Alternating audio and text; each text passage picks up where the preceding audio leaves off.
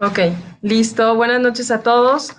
Mi nombre es Guadalupe Mondragón y soy de ventas de Levet Medical. Bienvenidos a la sesión webinar donde hablaremos del tema embolización prostática. Damos la bienvenida al doctor Gil Badallo Rivas, radiólogo intervencionista, quien nos hablará ampliamente de este tipo de tratamiento endovascular. Antes de comenzar, quiero informarles que vamos a destinar un tiempo de preguntas y respuestas al finalizar la presentación.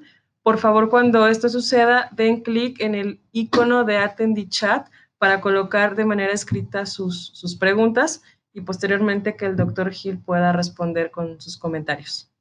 Bueno, Hola, ¿qué tal? iniciamos entonces. Buenas tardes. Antes que nada, agradecer la invitación de parte de Lupita de Levet y todos ustedes. Pues bueno, vamos a hablar de la embolización prostática. Bueno, ¿cómo surgió este tema de la idea de embolizar la próstata? Pues surgió a razón de contener las hematurias de origen prostático.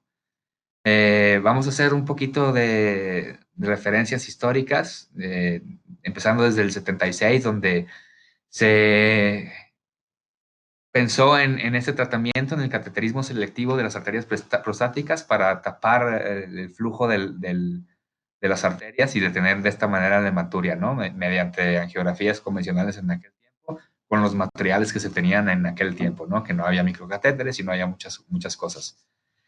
En el 77 también se volvió a usar, hubo un reporte de un caso donde se controlaba el manejo satisfactorio de manera eh, selectiva de las arterias para detener el sangrado por un carcinoma prostático, ¿no?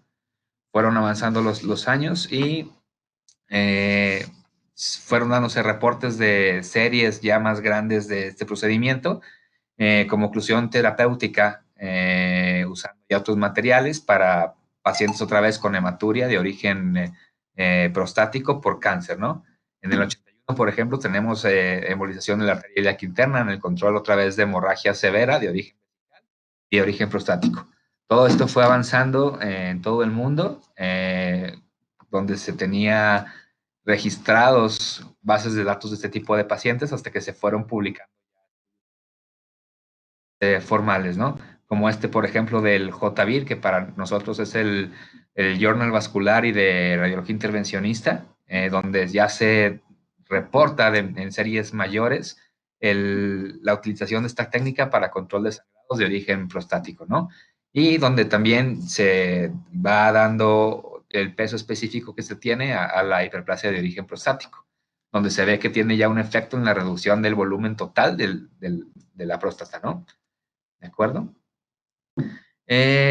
Pasamos desde estos años que les mencionaba hasta el 2013, donde ya hay reportes de más casos en el Journal del Radiología Intervencionista, que es el JVIR, específicamente en el año del 2013, donde ya se realiza una comparación de este procedimiento de la embolización de la arteria prostática a la par de la técnica quirúrgica convencional o más común, que es la resección transuretral, ¿no? Aquí ya se compara en este estudio del 2013 una técnica con la otra.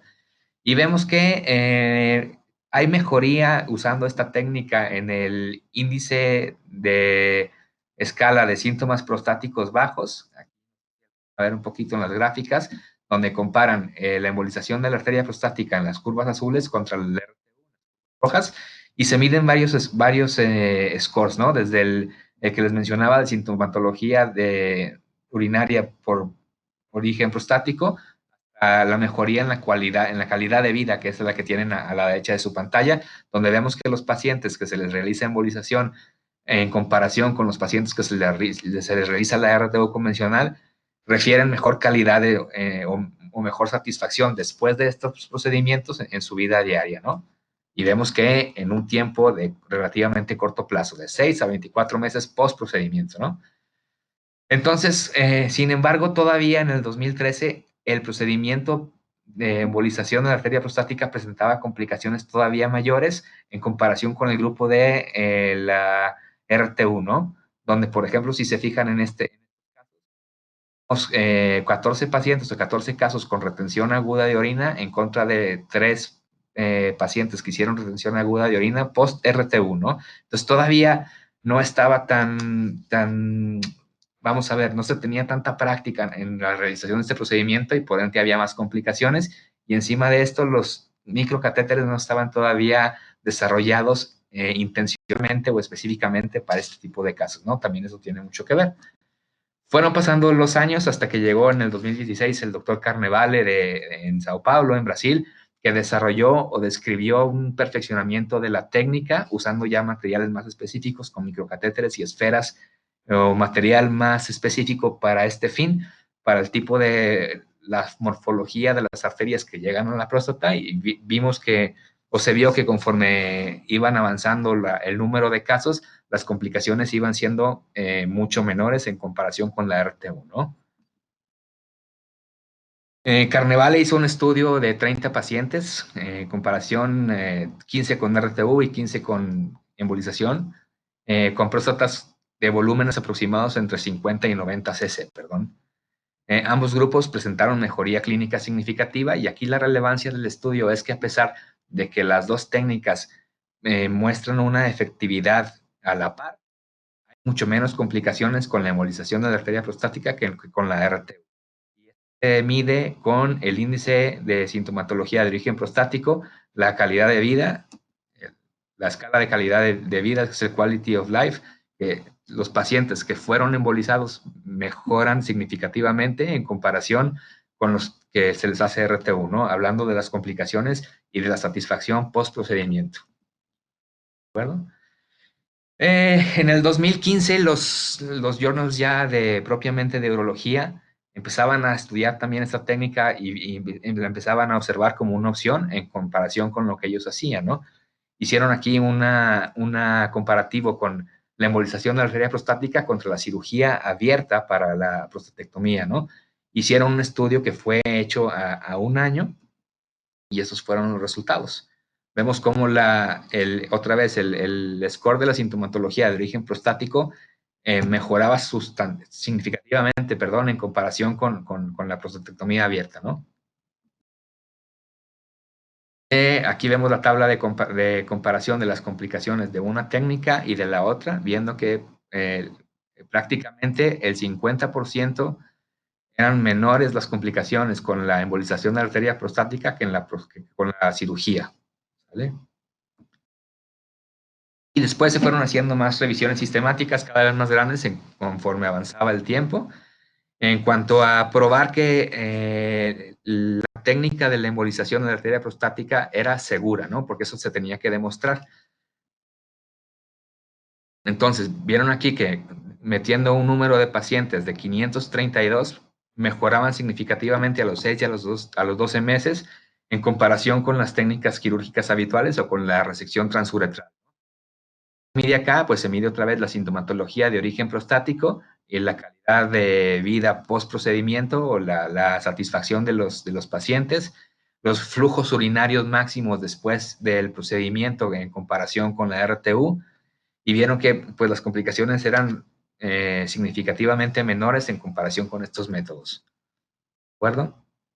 Vemos que las complicaciones, conforme se va avanzando en el tiempo y se va avanzando en el número de casos, la complicación mayor de esta técnica ya dejó de ser, por ejemplo, la hematuria o la retención urinaria severa o el sangrado transrectal, sino la complicación ahora más temida era el non-target embolization, que es la embolización de un sitio o de un vaso no deseado, ¿no? Pues solamente un paciente de todos esos que les mencionaba. La única complicación grave que se temía conforme se fue desarrollando estas técnicas, los materiales, las esferas, y se fue seleccionando cada vez mejor a los pacientes. Otra vez en el 2016, el Journal de Vascular y de Radiología Intervencionista hace un metaanálisis de esta técnica para... Vemos que acá, igual en un número de 250 pacientes, solamente hay una complicación donde las dividen por la gravedad de las complicaciones en clase A, B, C y D. Vemos que las complicaciones más graves, que son la infección del tracto urinario, isquemia vesical, que requiere cirugía para repararla, solamente un paciente en un total de 662, ¿no? Vemos que las complicaciones más graves, que son la infección del tracto urinario, isquemia vesical, que requiere cirugía para repararla, solamente un paciente en un total de 662, ¿no? Vemos que las complicaciones más graves, que son la infección del tracto urinario, isquemia vesical, que requiere cirugía para repararla, solamente un paciente en un total de 662, ¿no? Entonces vemos cómo las complicaciones van siendo cada vez menos en conforme se va avanzando en desarrollo y mejoría de estas técnicas y de los materiales.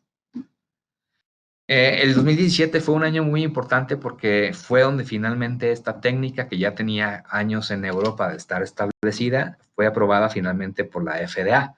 Entonces, ya con ese peso específico, teniendo esos permisos en este continente, pues se abría más la puerta para que se fueran haciendo todavía más y mejores estudios, ¿no? Esa es la relevancia del año. En el 2018, los Journal Urológicos de Inglaterra ya se aceptan o le dan entrada a este procedimiento como una opción más para el tratamiento de la hiperplasia prostática benigna y en comparación con la RTU convencional, ¿no? Este estudio se llama UK ROPE y tiene mucho peso específico porque se realizó en 17 sedes en el centro en Inglaterra, perdón, con 305 pacientes, de los cuales 216 fueron sometidos a resección transuretral clásica y 89 pacientes a embolización de la próstata, ¿no? Los resultados preliminares arrojan que la mejoría fue significativa de la embolización en contra de la RTU, cuando menos la sintomatología de origen prostático a 12 meses y los eventos adversos fueron menores, ¿no?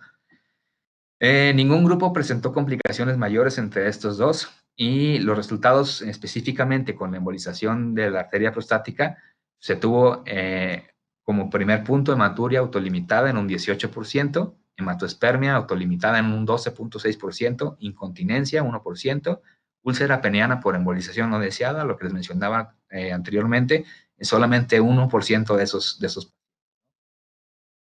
demostró que esta técnica tenía, si bien la misma efectividad que la RTU en aquella región, tenía mucho menos complicación de lo que tiene la RTU.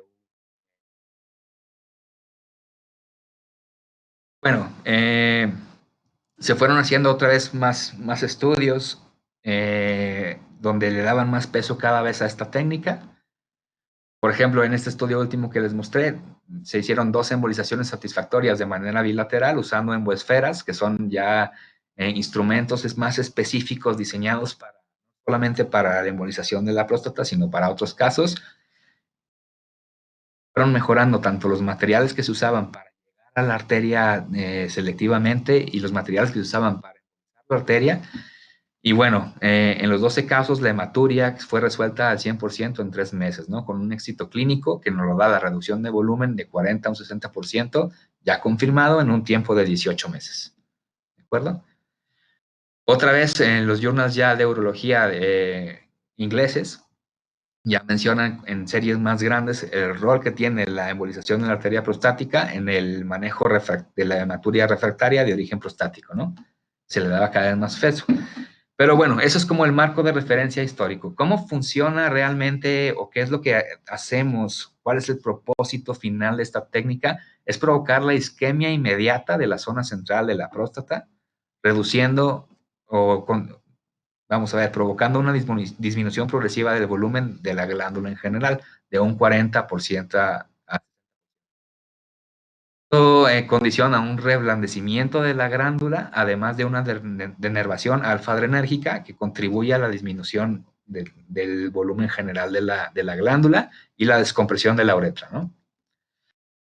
Este es un ejemplo, por ejemplo, del 2011 en una próstata de un perro normal preembolización y de un perro postembolización. Vean la disminución del volumen global de manera significativa.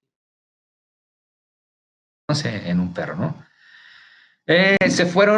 Conforme fue avanzando el interés en esta técnica, se fue estudiando más el aporte vascular de la próstata con estudios meramente radiológicos, donde se determinaba que la principal rama en el mayor porcentaje o la distribución anatómica mayor de donde salía el origen de la arteria prostática fue de la pudenda interna en un 56%, seguido del tronco común de la arteria glútea anterior, ¿no?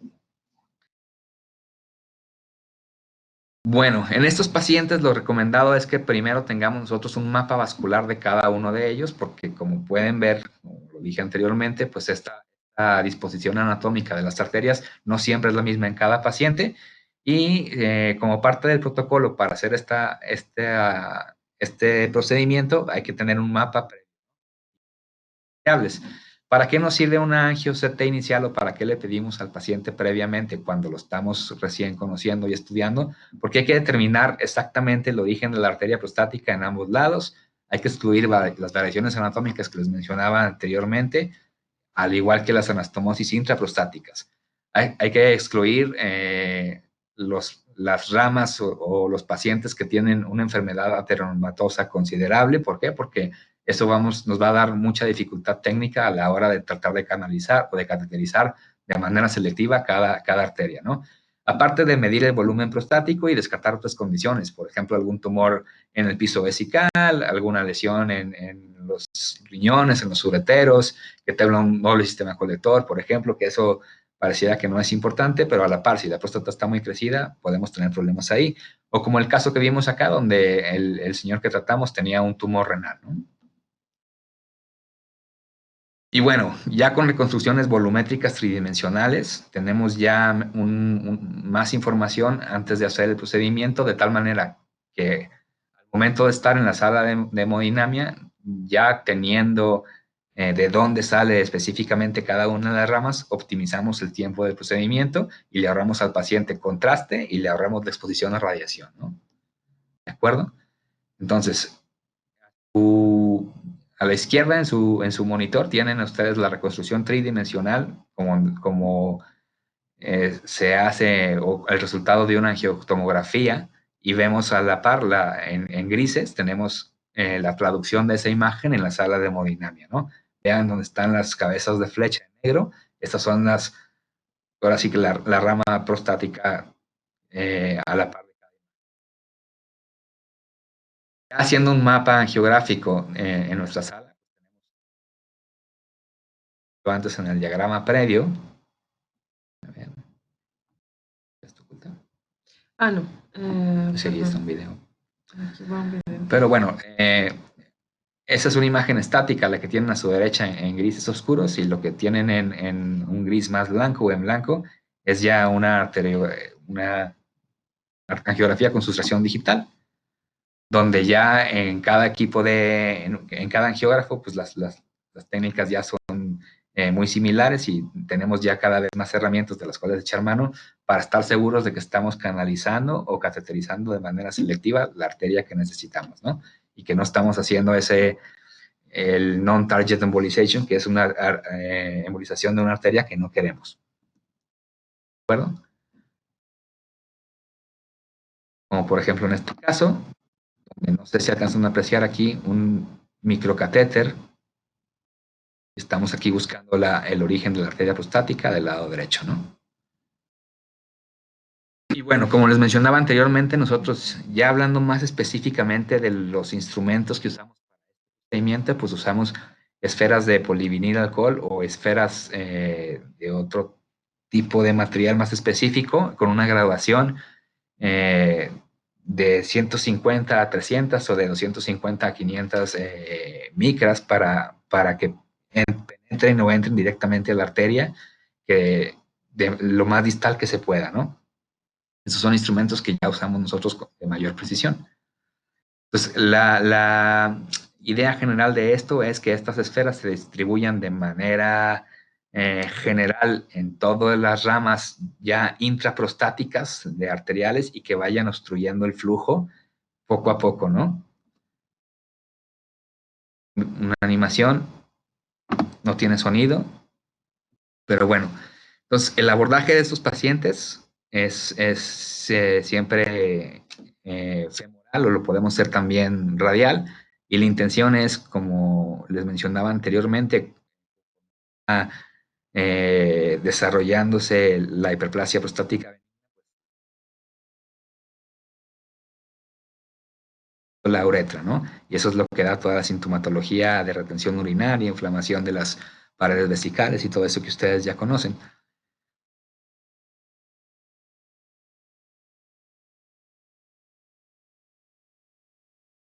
¿De acuerdo?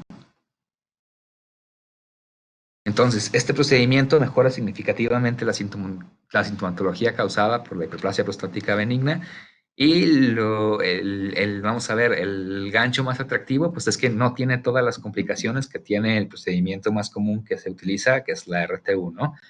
Como les mencionaba, se usa el abordaje radial en pacientes menores de 75 años que tengan buenos vasos, que sean candidatos, o si no, el abordaje femoral.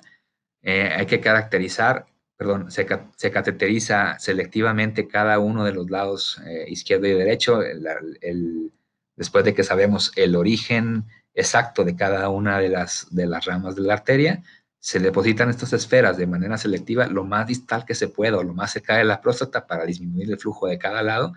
Y el resultado de esto, una vez que se logra la isquemia, es que la próstata, al no tener flujo, disminuya otra vez su volumen y llegue de un 40 a un 60% en los próximos 18 meses, ¿no? ¿Para qué? Para que esto vuelva a hacerse más como de una uva, imagínense ustedes, a una pasa, ¿de acuerdo? Bueno, otras imágenes de, esta es la rama prostática izquierda, con un pequeño catéter ahí que ya está. Las ventajas que tiene el acceso radial, por ejemplo, para pacientes que tienen buenos vasos de buen calibre y menores de 75 años, que no sean muy altos, la ventaja principal es la deambulación inmediata al término del procedimiento. Estos pacientes se pueden poner de pie, pueden caminar, pueden ir al baño, incluso ya cuando después del procedimiento, una media hora después de que los observamos que no tienen baja de o hipotensión o no tienen otra complicación, pueden caminar al baño de manera inmediata post procedimiento, ¿no? Eh, Estudios de seguimiento de imagen, cuando menos se realiza, puede ser por ultrasonido o hasta por una resonancia magnética en los primeros 3 meses para verificar realmente la disminución del volumen de la próstata, ¿no? Pero que sepan que la sintomatología empieza a mejorar del quinto al séptimo día. El primer caso que hicimos aquí en Guadalajara fue el 1 de diciembre en un señor de 91 años de edad, portador con un volumen de 190 gramos. No era hipertenso, no era diabético, únicamente tenía degeneración macular y prótesis de cadera izquierda, ¿no? Estas son algunas fotografías de ese caso donde invitamos al doctor Reinaldo Chacón, el de Tabasco, al doctor Luis Manchego, que es un compañero con el que yo, desde mi equipo prácticamente aquí en la ciudad. Y bueno, eh, son igual fotos del caso. A su izquierda tienen una geografía con una técnica.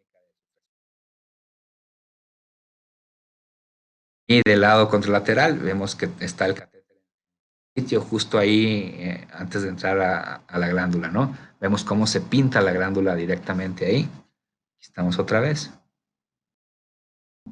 Vamos a ver algunos videos de este caso.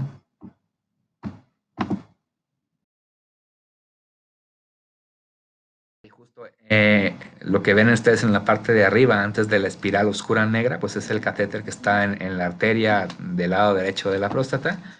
Ponemos un poquito de contraste, que es lo que nos da esa pintura negra para los que no están familiarizados con esto. Y todo ese círculo que se forma, pues es la glándula prostática, ¿no? Y desde ahí empezamos a liberar nuestras esferas.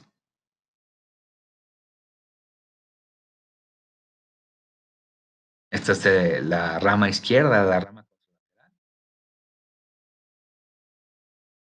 Y bueno, el resultado en este paciente pues fue el retiro de una sonda del 16 de enero. Nos tardamos más de lo habitual porque el señor tuvo una fractura de cadera por una caída, pero se le operó, tiene prótesis ahora del otro lado, pero el paciente actualmente está con misión voluntaria y está completamente asintomático, ¿no? Las conclusiones, pues que se lleven a casa que la embolización prostática es un procedimiento efectivo y seguro para el tratamiento de hiperplasia prostática benigna. Es una alternativa más de las varias que hay para la RTU, que muestra la misma efectividad del procedimiento, pero con un mucho menor número de complicaciones en número y en porcentaje, y que son complicaciones autolimitadas en los casos, ¿no? Es ideal para pacientes con comorbilidades no aptos para cirugías o pacientes que no se quieren operar, pacientes anticoagulados, diabéticos, hipertensos, de edad avanzada, que tienen otras comorbilidades, como mencioné antes, ¿no? Es un procedimiento ambulatorio con una duración aproximada de 2 o 3 horas. Generalmente es con anestesia local. Se puede utilizar el abordaje radial. No se requiere colocación de sonda Foley en pacientes que no son portadores de sonda. Se van a casa el mismo día, se quedan quizá unas 3 a 5 horas en observación en el hospital. Y la deambulación inmediata si el abordaje es radial, a las 6 horas si el abordaje es femoral. ¿De acuerdo? Los pacientes regresan a su vida diaria normal del cuarto al séptimo día y la mejoría de los síntomas, como les mencionaba, se empiezan a sentir a partir del quinto día post procedimiento. En pacientes portadores de sonda Foley de manera crónica, se logra un retiro de la misma en el 80% de los casos, recuperando incluso la misión espontánea, como en este caso que les mencionaba. Y lo más importante, la preservación de la función sexual y la continencia urinaria. ¿De acuerdo? Perfecto, doctor. Bueno, pues pasaremos a la sección de preguntas. Listo. Jonathan Mark Mesa. Sí, Jonathan, ¿cómo estás? ¿En cuánto tiempo se logra el retiro de la sonda Foley en portadores crónicos? A partir de la tercera semana, Jonathan. ¿Se tiene que dar algún tratamiento después de la embolización? Sí, se tiene que mantener al paciente con antibiótico al menos 7 días y con medicamento para el dolor. Porque recordemos, entre la próstata sea más grande, la isquemia es mayor y sí tienen un poco de dolor, sobre todo los primeros 2 y de 2 a 4 días. ¿Y se dejaría atrás la terapia con finasteride? Yo creo que aquí habría que individualizar cada caso. En mi experiencia de los poquitos casos que llevamos, a todos se les retira y no ha habido ningún problema. Manuel Cavada. ¿En pacientes anticoagulados no hay sangrado en la zona de necrosis? No, de hecho, esta técnica está, vamos a ver, las ventajas que ofrece es que precisamente para los pacientes anticoagulados no hay ninguna desventaja en este tipo de cosas.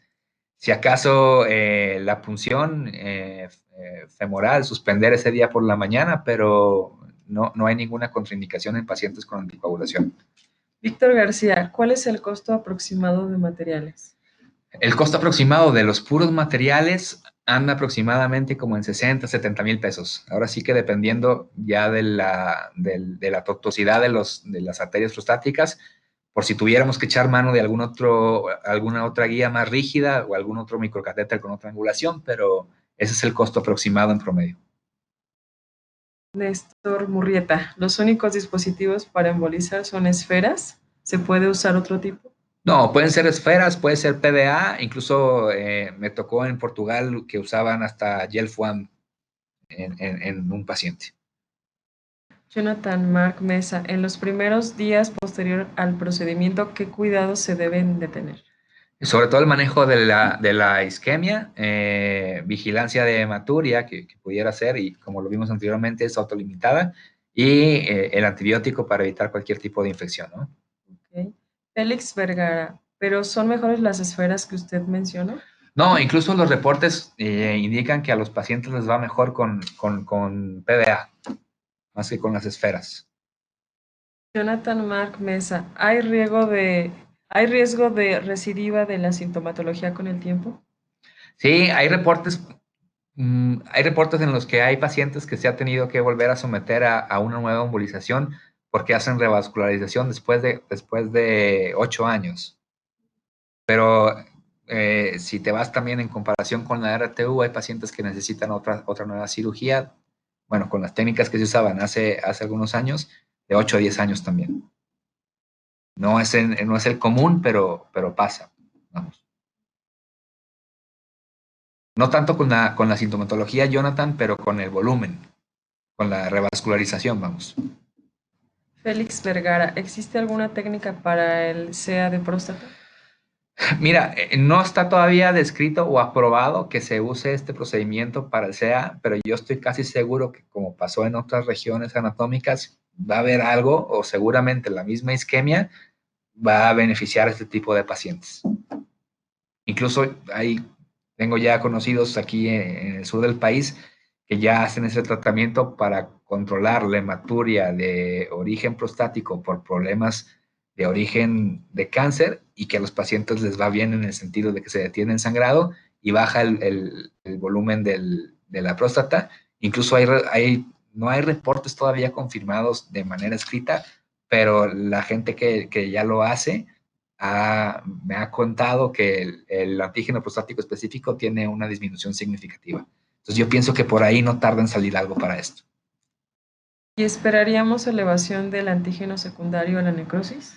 Sí, se espera una elevación en las primeras 6 semanas de hasta un 20% en las cifras basales, pero se normalizan igual al final de las 6 semanas. ¿Cuál es el? El costo aproximado, Víctor, es más o menos, te digo, depende de cada hospital, de los materiales y todo eso, anda entre 120 y 140, depende si echamos mano de más material, otro hospital, varios factores ahí que de repente se salen de las manos, pero es el costo aproximado. Pues más bien ahí el diámetro de los catéteres y la longitud te lo da la constitución física del paciente y la vía de abordaje. O sea, si son pacientes muy altos, ya de entrada no lo hacemos radial, lo hacemos todo por vía femoral. ¿De acuerdo? Pero buenas noches, ¿qué catéter usa para el acceso femoral y cuál para el acceso radial y qué largo debe ser el catéter? Pues mira, generalmente usamos un introductor 5 o 6 French, dependiendo de cada caso. Hemos entrado hasta con un Simmons.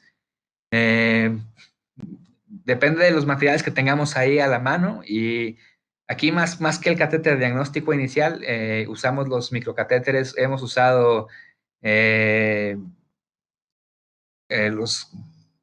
los de ustedes, ¿cuál es? Pues es el Simmons generalmente. Sí, pero el micro que ustedes el llevaban, hemos usado el Headway. El Headway, sí. Headway 17. Ajá. Y, por ejemplo, hay otras marcas de otras casas comerciales que tienen ya catéteres diseñados para este tipo de procedimientos con angulaciones a 90 grados, ¿no? Yo creo que el secreto está pues ahí en planificar previamente el procedimiento para saber de qué vas a echar mano. Solo existen estudios comparativos con RTUP. No, también hay estudios en los que comparan la embolización prostática con la prostatectomía abierta. Néstor Murrieta, el Progred de Terumo usa. Okay.